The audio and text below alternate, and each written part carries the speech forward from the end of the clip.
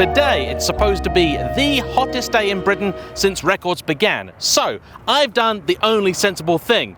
I've hopped on a plane and come to Sweden, where I'm going to drive Kia's hottest ever car. The automotive industry is currently in a state of flux as it manages the transition from combustion engine to EV and works out exactly what percentage of which we require and how our future is going to look. The truth is, there are still many unanswered questions, but from many a dedicated petrol head, a lot of the talk is almost exclusively negative. I believe, though, that that doesn't need to be the case, and there are a lot of good things happening as a result of this recent change, and Kia's new EV6 GT promises to be an example of just that. Until very recently, if you lived in Britain and you wanted something big and fast, you'd either buy German or a Range Rover. Truth is, not many American market cars ever make it to our shores. When they do, they're generally left-hand drive, so they're fairly niche, and the Japanese don't really do big engines anymore. Even worse, for brands like Kia, Hyundai and Genesis, who do have nice, large, meaty engines available to them, the risk versus reward simply doesn't pan out. It costs an awful lot of money to homologate and sell an engine in Europe now, and yes, that still includes Britain. And the simple fact is, even when they do offer a car so equipped, most people simply go and buy something German or a Range Rover instead anyway. Case in point, the Kia Stinger. Brilliant car, all us journalists loved it, and not many people actually went and bought one. Another great example was the Genesis G70 shooting brake that I recently tested. That had a massive space in the engine bay for a nice big V6, but we're never ever going to see one of those on British shores. Sad, but true. However, there is some good news. Without the move towards electrification, we simply never would have got cars like this, because Kia have already made themselves one of Britain's best-selling car brands off the back of a very good range of small, medium and large hatchbacks, crossovers and SUVs that fit the needs of more or less every normal person. They do an excellent job of it, they are fine cars, and from a financial perspective, there's no need to make anything more exciting. And on the face of it, this is very much more of the same. Yes, it's somewhat sporty looking, has a nice sharp front end, this frozen grey paint and 21-inch alloys, but otherwise seems to be your average electric crossover SUV. There's lots of space inside. It even has a little socket at the back, so if you go camping you can run a small stove or a kettle or even charge another car. Yet this, in a drag race, will keep up with a Ferrari Roma and has a top speed that matches a Porsche Taycan Turbo. So clearly it's something a little bit different. The GT was destined to be a part of the EV6 model lineup from that car's inception. The visual makeover is somewhat subtle, limited really to some minor tweaks on the front and rear and these larger 21-inch alloys with its sort of lime green brake calipers. But the mechanical changes are rather more dramatic, because the most powerful EV6 bar this has a combined power output of about 321 horsepower. This is 577. About 80% more, making it the most powerful Kia ever made. And considerable effort has gone into making sure that power is not just controllable, but also enjoyable. So we have an all-new electronically controlled suspension setup, multi-link at the rear with McPherson strut up the front, and the lower connectors have been completely changed from the standard car to a different design. At the back, you have thicker anti-roll bars and springs that are stiffer by 11%. At the front, they're actually softer by around 8%, and the steering is quicker too. It has a variable ratio system with 2.3 turns lock-to-lock versus 2.67 for the regular car.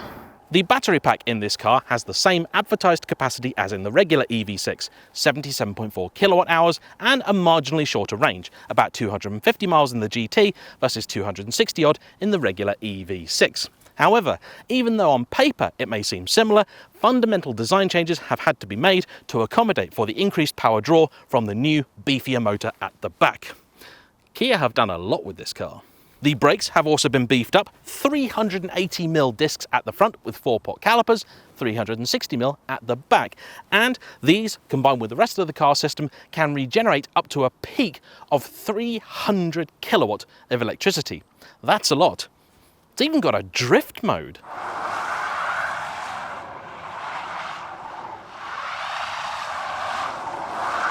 On the interior front, some very nice bucket seats and a bit of green stitching aside, it's still classic EV6, which is to say it's a very nice place to be with plenty of space, lots of storage and more than enough room for you and the family to go away. Time then to answer the really important question. Yes, it may be the most powerful Kia ever made, but is it the best? Let's see.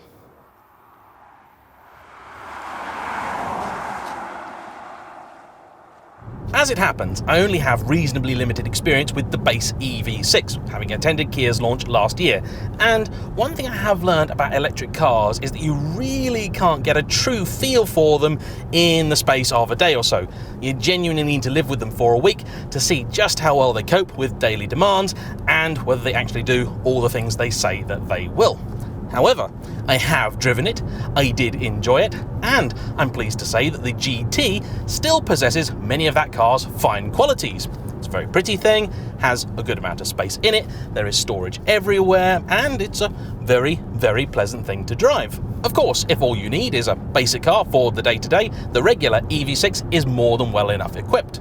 Kia UK tell me that for British customers, the most popular variants are the GT Line and GT Line S, with the split between rear and all-wheel drive being fairly even. Of course, with electric cars, the difference between rear and all-wheel drive is more than just that, because with the all-wheel drive versions, you get two motors, therefore quite a bit more power. I must confess that the choice of Sweden for this car's launch is a rather interesting one. I have nothing particularly against the country. It's a very, very pretty place, as I'm sure you've seen from some of the drive-by shots, which were not actually shot on the road, because pretty though it may be, it also has fairly strict speed limits. So this particular road is 30 kph, and the nice bit of road before it was 70 kph. It's about 50 miles an hour. Kia themselves are quite keen to stress that this is a GT car in the old sense of the word. It's a car designed to get you from A to B when there's a few hundred miles in between with relative ease. I have no reason whatsoever to doubt those credentials, and the relatively modest tweaks to the suspension mean that this remains a very enjoyable and compliant thing when you're not pushing on. Kia clearly anticipated this concern and knew that us journo types would definitely want to have fun. So we spent the morning at a little test facility here just outside of Stockholm Airport, and we managed to have a little bit of time on track, do some drag races, and also just muck about a little bit.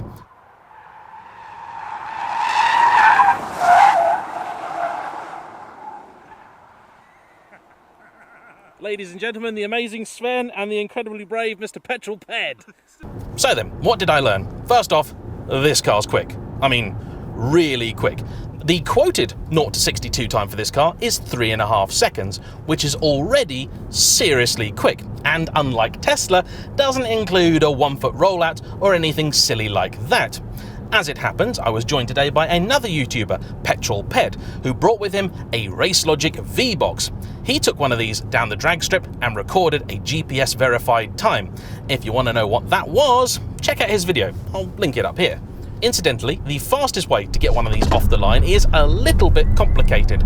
As far as I can tell, there is no launch mode, but if you simply mash the throttle, no matter what mode you are in, there'll be just a moment's pause, I think, while the car waits for you to make sure that's really what you wanted. If you want the very speediest of getaways, what you need to do is apply just a small bit of throttle first. The car will respond to that instantly. Then give it the rest, and it'll move. I mean, really move. Around a bend, and on the test track we had this morning, there is no disguising the fact this is a big 2.1 ton car that is still relatively tall despite having a fairly low centre of gravity because of the battery pack. It will certainly do it, and the levels of grip this can generate are hilarious. They were enough to essentially drag me out of the seats. I personally could do with even more sculpting, but that may have as much to do with my frame as anything else. Your mileage may vary, seats are a very personal thing. The steering is fairly direct, particularly in GT mode where it locks it into its most sensitive setting. It's darty, it's keen to turn in, and that I very much like. Speaking of driving modes, you have all the obligatory ones, so Eco, Normal, Sport, GT, and then a customizable one that Kia simply call My Drive mode. One thing worth noting, it's only in GT mode that you will get the full 740 Newton meters of torque. It's about 520 pound-foot. In other words, more than enough. In eco mode, the car is limited to something like half of its total torque potential, and even in sport mode, still only about 80%. Having now spoken to a number of the Kia team from Britain, Europe, and in Korea, you can tell the sense of excitement behind this car is palpable. They are really, truly proud of what they've created. And rightly so. I have to be honest, when I saw this car for the first time on paper, I could not believe it for two reasons. First off, the sheer power. 580 horses is a lot of anyone's money. Secondly, the pricing. This is £10,000 more than the GT Line S. However, it differs in one key way from any other Kia GT products. I've driven things like the CGT and so on, and they are generally the fastest of the line, but there is a compromise, because to try and keep the value for money thing working, what Kia tend to do is strip out some of the luxury features. So you wind up having to choose between the GT Line S, which will have stuff like your heated and cooled seats, your panoramic sunroof, your nice stereo, your bigger screen, or your GT, which will have a spicier engine, but none of the other stuff. Here, that compromise is almost non-existent. In fact, there are only a couple of things that I can notice by their absence. First off, the panoramic roof, and that's particularly painful because it turns out you can get a Kia EV6 GT with a panoramic roof, but not in Britain. The ventilated seats are also not here, and that's a shame, particularly as it's rather toasty even here in Sweden. 24 degrees, which is positively freezing compared to the near 40 it is apparently back home.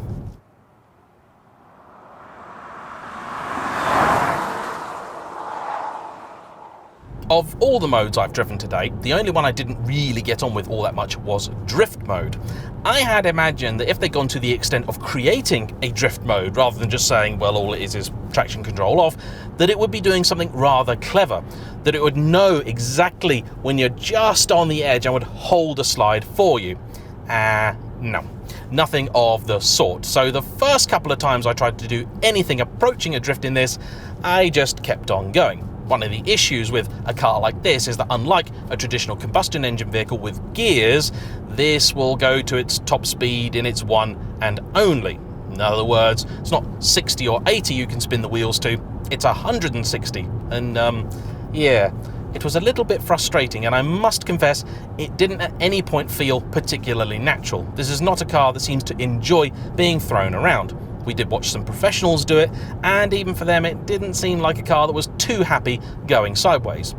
In reality, this is not much of a concern because that's not something I really ever do with any of my cars. One thing that did seem to impress most on the launch today, though, was the battery in these cars, because we have, to be quite honest, spent the entire morning tarting about. Drifting, doing donuts, drag races, hammering down a track, all that sort of fun stuff. And you would reasonably expect any car, petrol or EV, to take a bit of a hammering in terms of range. But actually, they all coped really well. The car that I was driving after a morning's fun still had 87% of charge left come about 11 o'clock, which is nice.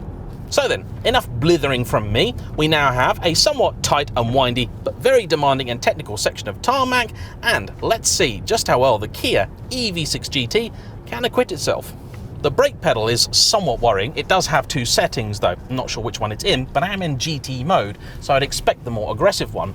It has a lot more travel than you might expect. The first inch or so is rather worrying as your foot moves and the car doesn't seem all that set on slowing down. The suspension is very impressive because you can sense a bit of extra firmness from it. In sport mode, it's about 20 to 30% stiffer than in normal, and in GT mode, it's 20 to 30% stiffer again, so a dramatic difference. This, I believe, is the first time Kia have put an electronically controlled suspension in a car, and I've got to say, they've done a reasonable job. On corner exit, this thing is also incredibly impressive, and happily, it does the electric car thing. So, we've got nothing behind us, we've dispatched the local Volvo, and in fact, there's some traffic coming, so a perfect opportunity to pull aside and show you what this car's like when you accelerate a bit. Kia EV6 entirely unscientific acceleration test. I am now doing 20 kilometers per hour, and I'm going to put my foot down now. 30, 40, 50, 60, there we go, that's the speed limit.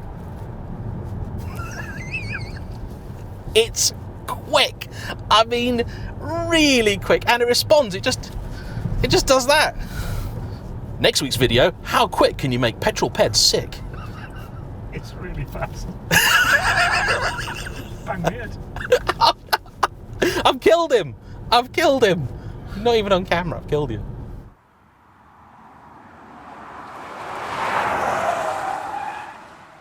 The steering does have an amount of feel and feedback through it. It's not brimming with this stuff, but you do get a sense of what is going on. The chassis is actually quite playful. In some of the drive-bys, you may have noticed that the amazing Sven, our confusingly named German driver, did enjoy getting this car sideways.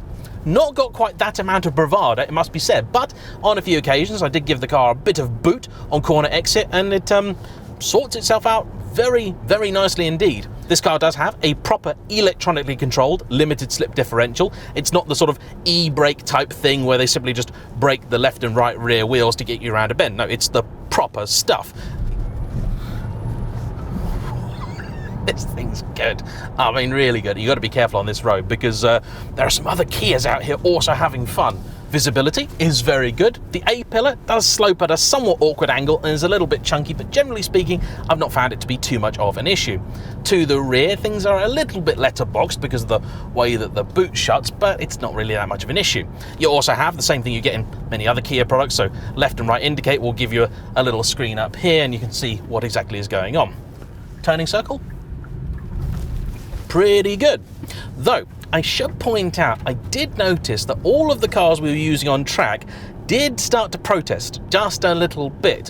When you were turning after having had your fun, the front end was creaking a lot. They were not happy bunnies. Truth be told though, Kia have done an annoyingly good job with this. They've sort of nailed most of the aspects. Your Taycan driver is surely going to point out the fact that round a track that is certain to be the quicker, more competent car, and that's true. If you are a particularly keen driver, the Taycan's probably still going to give you more thrills more of the time. But you're going to be paying a serious premium for that. The equivalent Taycan to this, the GTS, is 106,000 quid. And this is only 62 grand. More than that, when Kia sell you a car for £62,000, they give you everything. There are no options on this car I'm driving today. None. The big screen, standard. Heated bucket seats, standard. The reversing camera, the side cameras, everything, standard. Porsche, you'd be lucky if they paint the car for you. So then, that is a not comprehensive, but hopefully entertaining and somewhat informative first drive of the all-new Kia EV6 GT. If you've got about 60,000 quid burning a hole in your pocket and you are eyeing up the Tesla Model Y, this is certainly worth considering, because if nothing else, you get a car for that money, whereas Tesla seem to sell you a sort of car-shaped box. I know I've just upset a lot of Tesla fanboys. Anyway, a huge thanks to you all for watching. A big thank you to Mr. Ped for coming and helping with some filming today. I shall see you all for the next one. Don't forget to hit the like button, comment down below, subscribe if you haven't already, and even if you have, make sure you've ticked the bell icon so you'll be notified of every upcoming video. And I'll see you soon. Bye-bye.